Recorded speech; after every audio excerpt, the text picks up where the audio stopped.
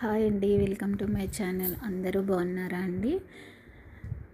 మేమైతే చాలా బాగున్నామండి.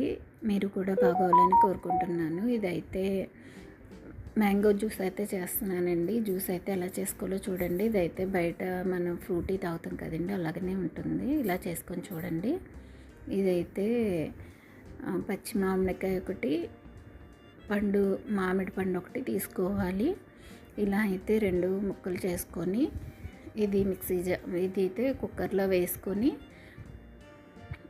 బాగా 3-4 విజిల్స్ వేయించాలండి, మెత్తగా అవ్వేలాగా.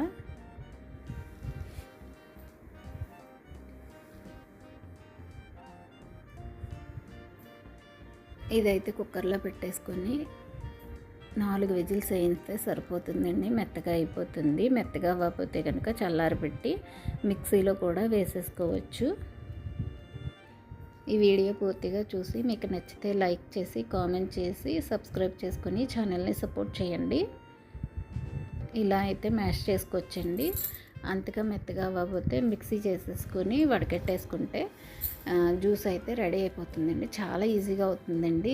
నేనైతే ఇలా ఉడకపోయాక అందులో యాలక్కాయ పొడుము, పంచదార, అలాగే పాల పొడి వేసానండి. అలాగే పాలు కూడా కొన్ని వేసి ఇలా అన్నీ కలిపిస్తే ఇలాగ అయిందండి. దీన్నైతే వడకెట్టి జారు ఉంటే అందులో అయితే వడకెట్టేసుకోవచ్చు. నేనైతే ఇలా పెద్ద జారు తీసుకున్నాను. ఇలా అయితే మొత్తం జ్యూస్ అంతా వడకపెట్టేసి మేమైతే బాదం మిల్క్ తెచ్చుకున్న బాటిల్స్ అయితే నేను శుభ్రం చేసి ఉంచానండి. వాటినైతే ఈ జ్యూస్కి వాడాను. చాలా బాగుంది జ్యూస్ అయితే. నిలవ ఇలా కూడా ఇలా చేసుకోవచ్చండి. చాలా రోజులు నిలవ ఉంటుంది ఫ్రిడ్జ్లో పెట్టుకుంటే.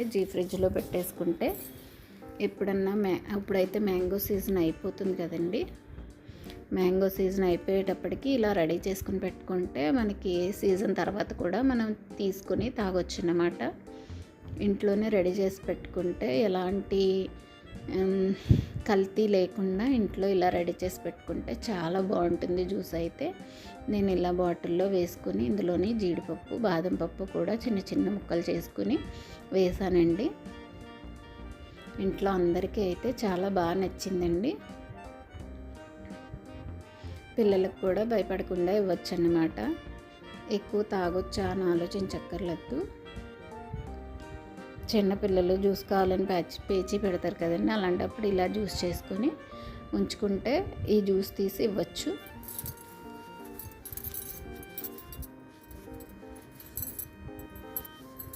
అలానే కొంచెం జ్యూస్ ఉంటే లోటాల్లో కూడా వేసేసి ఫ్రిడ్జ్లో పెట్టేశాను అన్నమాట అండి.